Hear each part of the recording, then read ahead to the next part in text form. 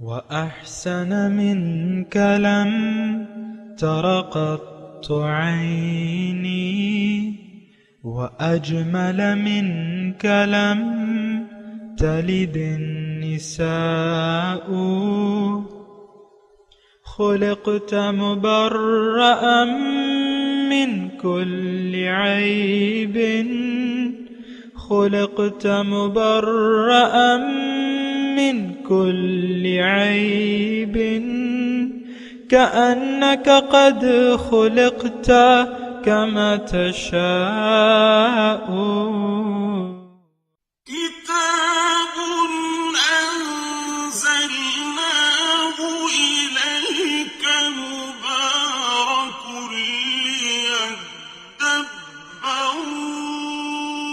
آياته وليتذكر أولو الألباب. یہ کتاب برکت والی ہے جسے ہم نے آپ کی طرف نازل فرمایا ہے تاکہ دانش مند لوگ اس کی آیتوں میں غور و فکر کریں اور نصیحت حاصل کریں. اللہم صلی علی سیدنا محمد وعلی آل سیدنا محمد بعدد کل ذرۃ مئۃ الف الف مرۃ. سامعین و ناظرین کرام، السلام علیکم ورحمۃ اللہ وبرکاتہ.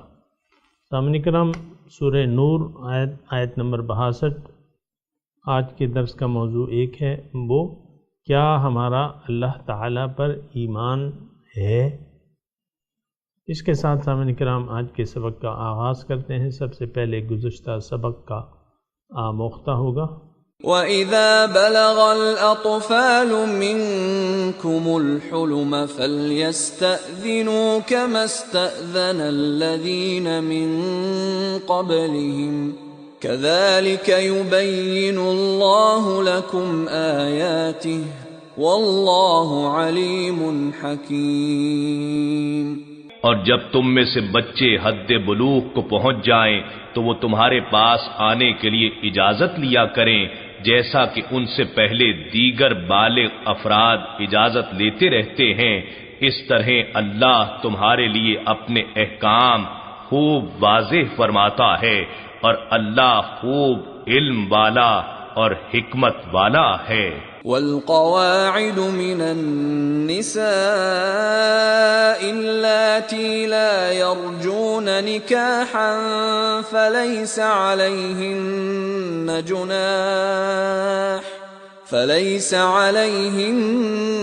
جناح أن يضعن ثيابهن غير متبرجات بزينة وَأَن يَسْتَعْفِفْنَ خَيْرٌ لَهُنَّ وَاللَّهُ سَمِيعٌ عَلِيمٌ. اور وہ بوڑھی خانہ نشین عورتیں جنہیں اب نکاح کی خواہش نہیں رہی، ان پر اس بات میں کوئی گناہ نہیں کہ وہ اپنے اوپر سے ڈھانپنے والے اضافی کپڑے اتار لیں، بشرطے کہ وہ بھی اپنی آرائش کو ظاہر کرنے والی نہ بنے، اور اگر وہ مزید پرہیزگاری اختیار کریں یعنی زائد اوڑھنے والے کپڑے بھی نہ اتاریں تو ان کے لیے بہتر ہے، اور اللہ خوب سننے والا جاننے والا ہے. ليس على الأعمى حرج ولا على الأعرج حرج ولا على المريض حرج ولا على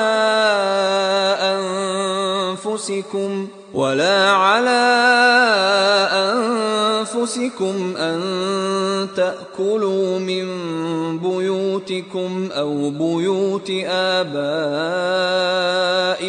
أو بيوت أمهاتكم أو بيوت إخوانكم أو بيوت أخواتكم أو بيوت أعمامكم أو بيوت عماتكم أو بيوت أخوالكم أو بيوت خالاتكم أو ما ملكتم مفاتحه أو صديقكم ليس عليكم جناح أن تأكلوا جميعا أو أشتاتا فإذا دخلتم بيوتا فسلموا على أنفسكم تحية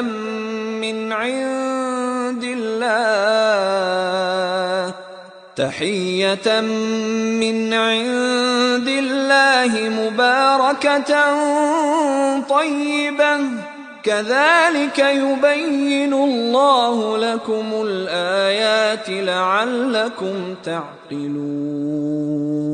اندھے پر کوئی رکاوٹ نہیں اور نہ لنگڑے پر کوئی حرج ہے اور نہ بیمار پر کوئی گناہ ہے اور نہ خود تمہارے لیے کوئی مذائقہ ہے کہ تم اپنے گھروں سے کھانا کھا لو یا اپنے باپ دادا کے گھروں سے یا اپنی ماؤں کے گھروں سے یا اپنے بھائیوں کے گھروں سے یا اپنی بہنوں کے گھروں سے یا اپنے چچاؤں کے گھروں سے یا اپنی پھوپھیوں کے گھروں سے یا اپنے ماموں کے گھروں سے یا اپنی خالاؤں کے گھروں سے یا جن گھروں کی کنجیاں تمہارے اختیار میں ہیں یعنی جن میں ان کے مالکوں کی طرف سے تمہیں ہر قسم کے تصرف کی اجازت ہے یا اپنے دوستوں کے گھروں سے کھانا کھا لینے میں مذائقہ نہیں، تم پر اس بات میں کوئی گناہ نہیں کہ تم سب کے سب مل کر کھاؤ یا الگ الگ۔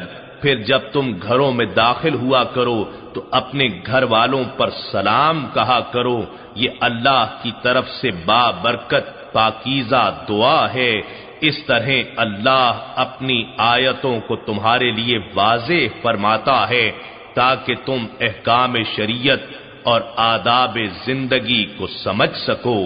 سامعین کرام، سورہ نور آیت نمبر 62۔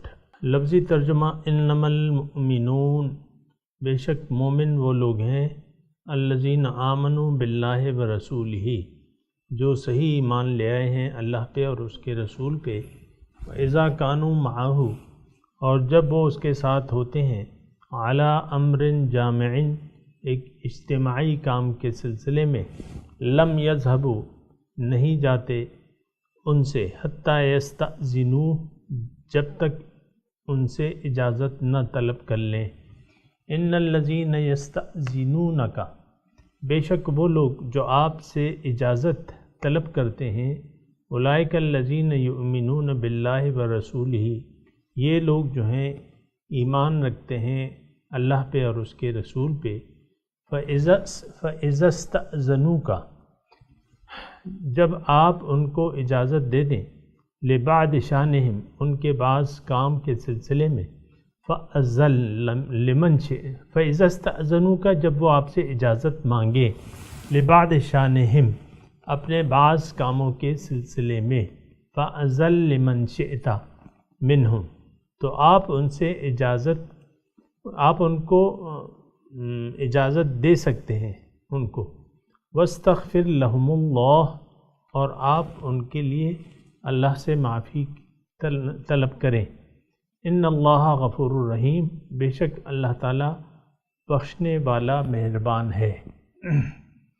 سامعین اکرام، سورہ نور اور تقریباً 7 ہجری اس کا نزول ہے، اور یہ آیت آپ کو معلوم ہے کہ غزوہ بنی مستلق کے بعد نازل ہوئی ہے، جس میں واقع افک پیش آیا اور بہتان تراشی گئی اور نبی کی عزت کا، ان کی حیثیت کا خیال نہ رکھا گیا۔ آج کا جو سبق ہے سامعین اکرام، تقریباً آخری چند آیات رہتی ہیں، اور اس میں نبی کی حیثیت کا آپ اندازہ لگا سکتے ہیں کہ نبی کی حیثیت معاشرے میں کیا ہوتی ہے۔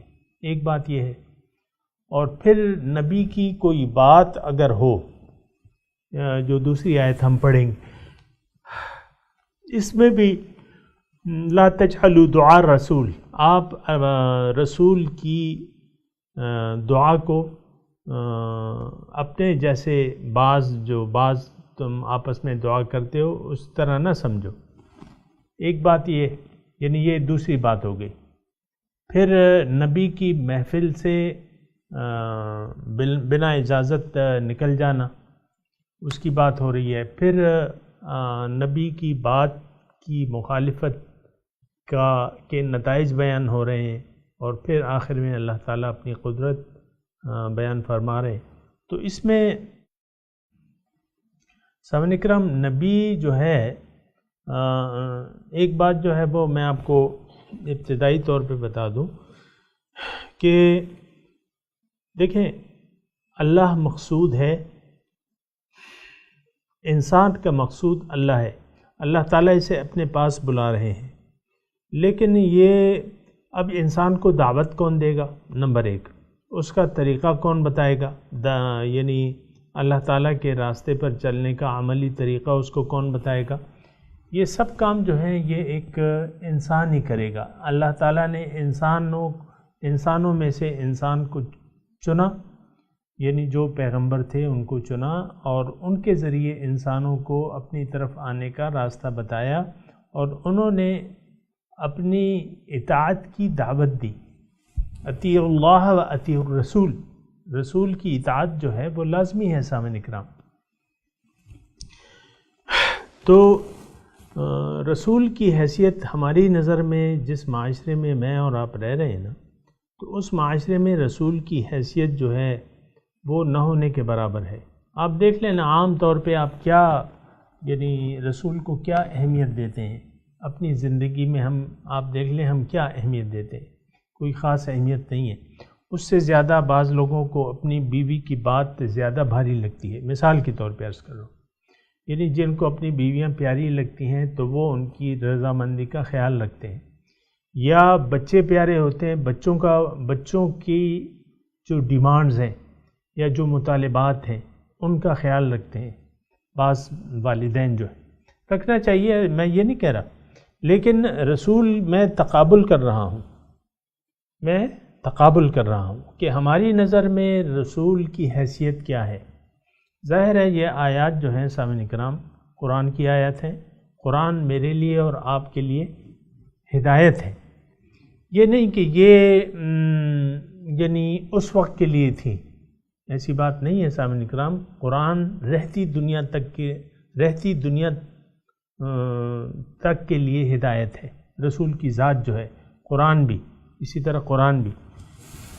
تو ایک بات اور اس سلسلے میں قابل غور ہے سامعین اکرام، یا اجتماعیت کی بات ہو رہی ہے، علی امر جامع، اجتماعیت کی بات ہو رہی ہے کہ جب رسول کے ساتھ مومن کسی اجتماعیت کے کام میں ہوں تو ان کی محفل سے جاتے نہیں ہیں جب تک وہ محفل برخاست نہ ہو جائے، یا جب تک وہ کام پورا نہ ہو جائے، وہ نبی کی محفل سے یا اس کام کے پورا ہونے تک وہ جاتے نہیں ہیں۔ تو بہرحال ایک بنیادی بات جو ہے سامعین کرام ذہن میں رکھیں کہ اسلام جو ہے وہ جماعت کے بغیر اس کا تصور نہیں ہو سکتا۔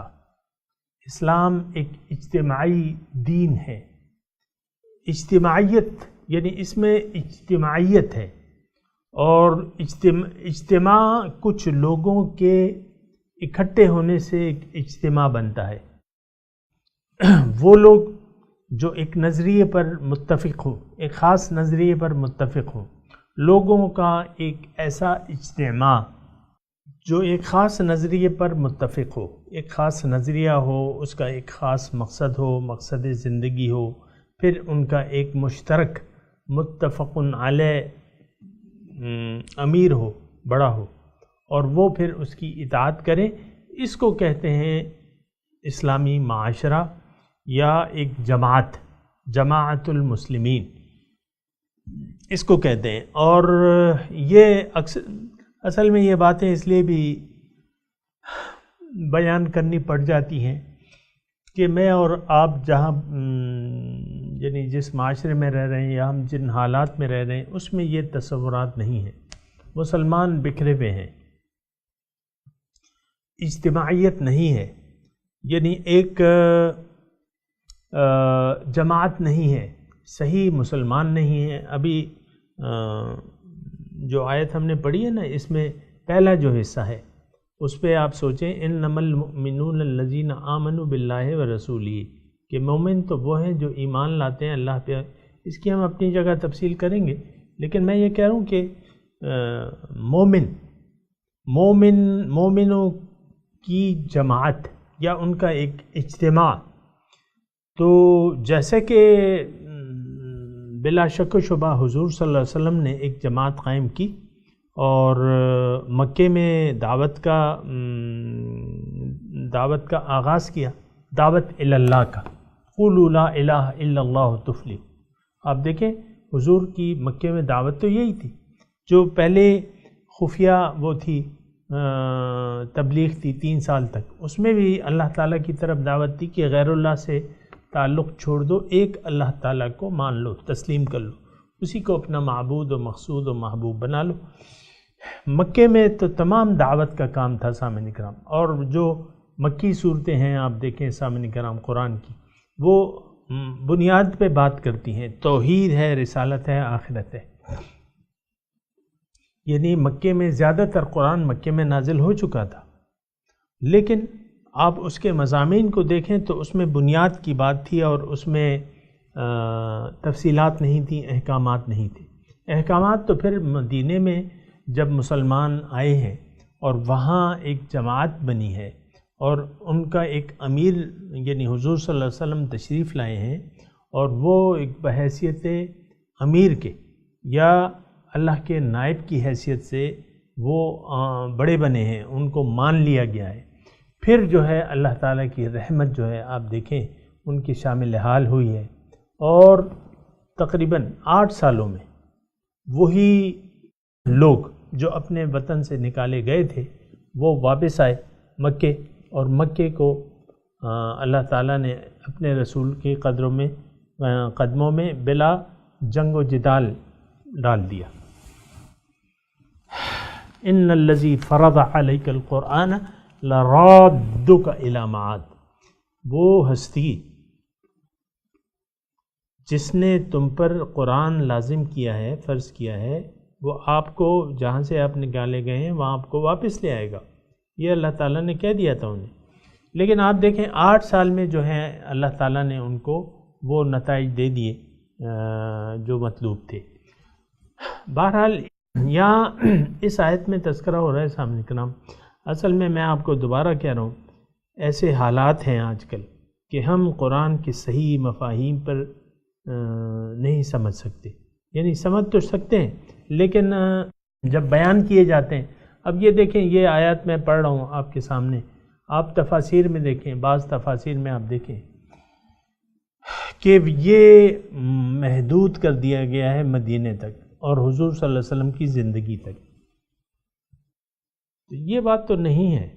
کیا دین اسلام صرف مدینے تک اور مدنی دور تک حضور کے محدود تھا؟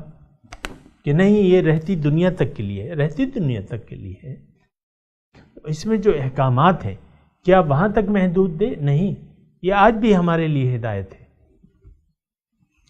تو بہرحال یہاں امیر کی حیثیت بیان کی جا رہی ہے، اور ان کی یعنی ان کے سامنے جو سلوک ہوتا ہے یا ان کی مجلس میں اگر لوگ امیر یعنی مسلمانوں کی جماعت کے امیر کی محفل میں اگر ایک اجتماعی کام ہو، اس کے آداب بیان کیے جا رہے ہیں، اس کے آداب بیان کیے جا رہے ہیں۔ اے مسلمانوں، جب تم ایک جماعت ہو، تمہارا ایک امیر ہو اور امیر تمہیں بلائے کسی اجتماعی کام کے لیے، تو تم نے پھر وہ اجتماعی کام جب ہو رہا ہو، اس میں جب تک وہ کام جو ہے پورا نہ ہو جائے یا امیر کی طرف سے تمہیں اجازت نہ دے دی جائے، تم نے از خود اس محفل سے اس کام کو چھوڑ کے جانا نہیں ہے۔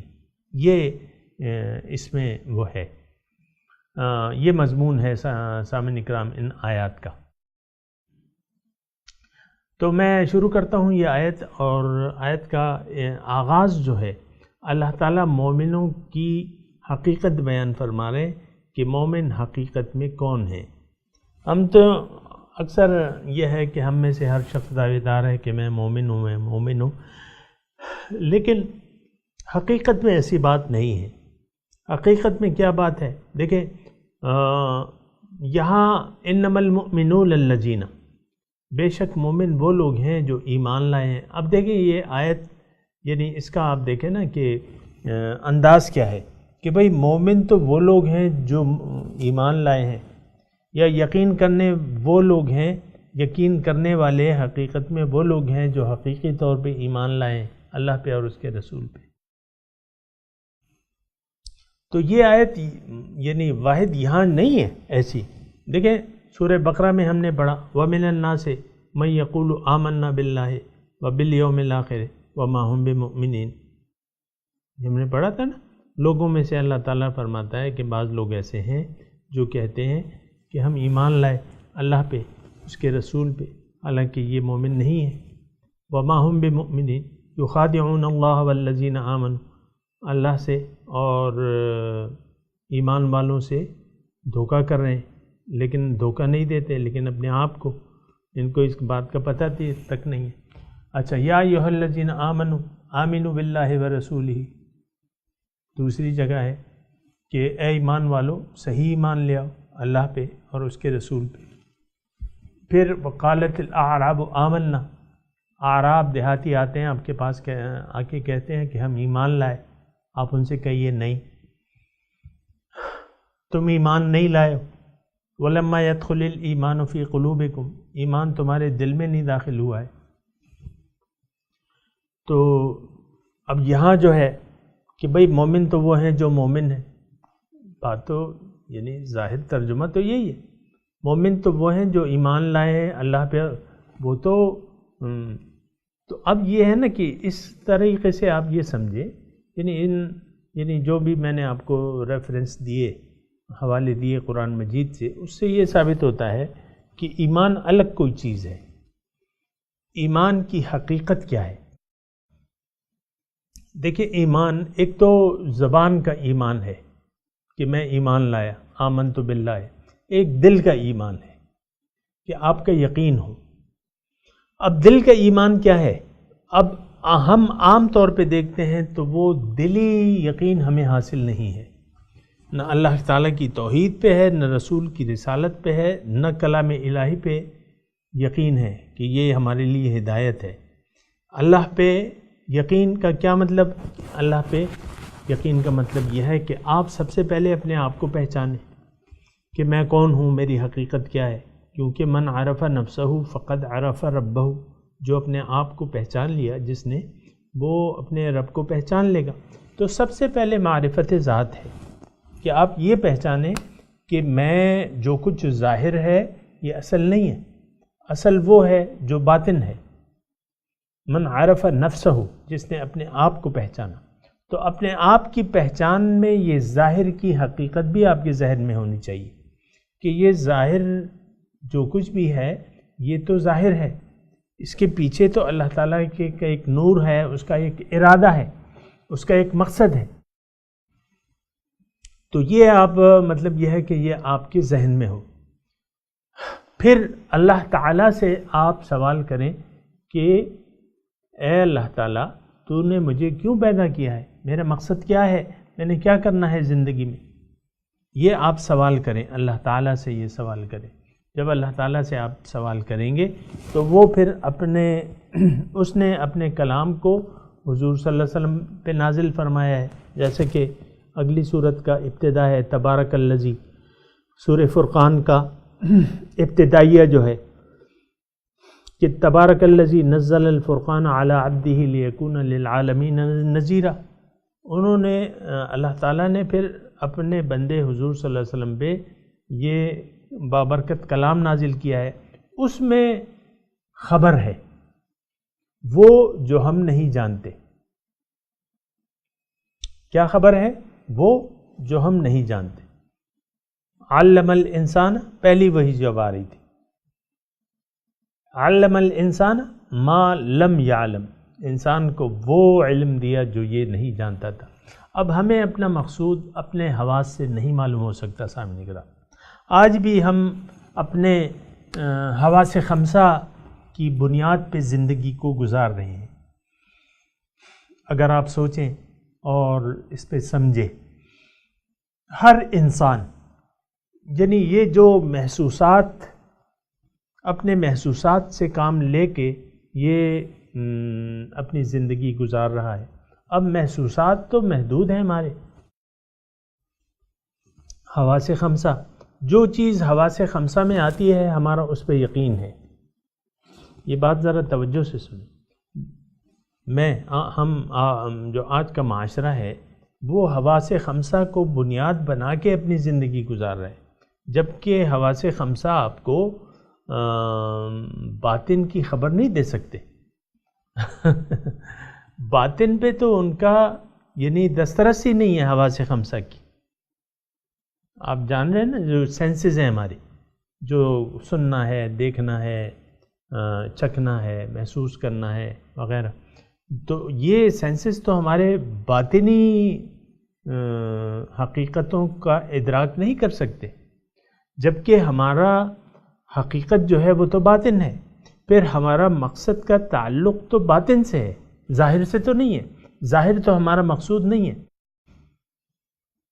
اگر میں دوبارہ یہ بات کہہ رہا ہوں کہ ہم جو زندگی گزار رہے ہیں وہ تو اپنے سینسز کی بنیاد پہ گزار رہے ہیں۔ جو چیز ہمیں نظر آ رہی ہے اس کو ہم اصل اور سچ سمجھ بیٹھے ہیں، حقیقت سمجھ بیٹھے ہیں، جبکہ یہ تو ایک دھوکہ ہے، تو دھوکہ ہے، متاع الغرور کیا ہے تو نے، متاع غرور کا سودا۔ مل حیات الدنیا فی الآخرۃ الا متاع، عارضی سامان ہے، دھوکہ ہے۔ تو یہ دھوکہ ہمیں لگ گیا ہے۔ یہ جب دھوکہ، یعنی جب آپ اپنی عقل کو، اپنے آپ کو عقل کل سمجھنے لگتے ہیں، یعنی اپنے عقل کو جو بھی اس کی عقل میں آتا ہے تو وہ حرف آخر اس کو سمجھ لیتے ہیں، مزید اس سے رہنمائی نہیں حاصل کرتے، تو پھر یہ ہوتا ہے کہ ظاہر کا دھوکہ آپ کو لگ گیا اور آپ ظاہری کے پیچھے چل پڑے، ظاہری کے پیچھے آپ چل پڑے۔ تو جب آپ ظاہر کے پیچھے چل جاتے ہیں تو پھر باطن آپ سے رہ جاتا ہے، جس طرح کہ آج سامعین کرام ہم سے باطن رہ گیا ہے، باطن کو ہم بھول چکے ہیں، اللہ کی یاد سے ہمارے دل خالی ہیں۔ تو جب اللہ تعالیٰ کی یاد سے ہمارے دل غافل ہیں، خالی ہیں میں کہوں گا، کیونکہ ما جعل اللہ لرجل من قلبین فی جوفہ، اللہ تعالیٰ نے کسی کے جوف میں دو دل نہیں بنائے۔ بہرحال یہ بات جاری ہے سامعین کرام، آج کا وقت جو ہے اختتام پذیر ہے، اور ابھی میں تلاوت کرتا ہوں، ترجمہ پھر انشاءاللہ کل کر لیں گے اگر اللہ تعالیٰ نے چاہا۔ اعوذ باللہ من الشیطان الرجیم، بسم اللہ الرحمن الرحیم، انما المؤمنون الذین آمنوا باللہ ورسولہ وَإِذَا كَانُوا مَعَهُ عَلَىٰ أَمْرٍ جَامِعٍ لَمْ يَذْهَبُوا حَتَّىٰ يَسْتَأْذِنُوهُ إِنَّ الَّذِينَ يَسْتَأْذِنُونَكَ أُولَٰئِكَ الَّذِينَ يُؤْمِنُونَ بِاللَّهِ وَرَسُولِهِ فَإِذَا اسْتَأْذَنُوكَ لِبَعْضِ شَأْنِهِمْ فَأْذَن لِمَنْ شِئْتَ مِنْهُمْ وَاسْتَغْفِرْ لَهُمُ اللَّهُ إِنَّ اللَّهَ غَفُورٌ رَحِيمٌ۔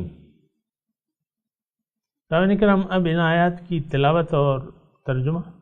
إنما المؤمنون الذين آمنوا بالله ورسوله وإذا كانوا معه على أمر جامع لم يذهبوا حتى يستأذنوه إن الذين يستأذنونك أولئك الذين يؤمنون بالله ورسوله فإذا استأذنوك لبعض شأنهم فأذن لمن شئت منهم واستغفر لهم الله إن الله غفور رحيم.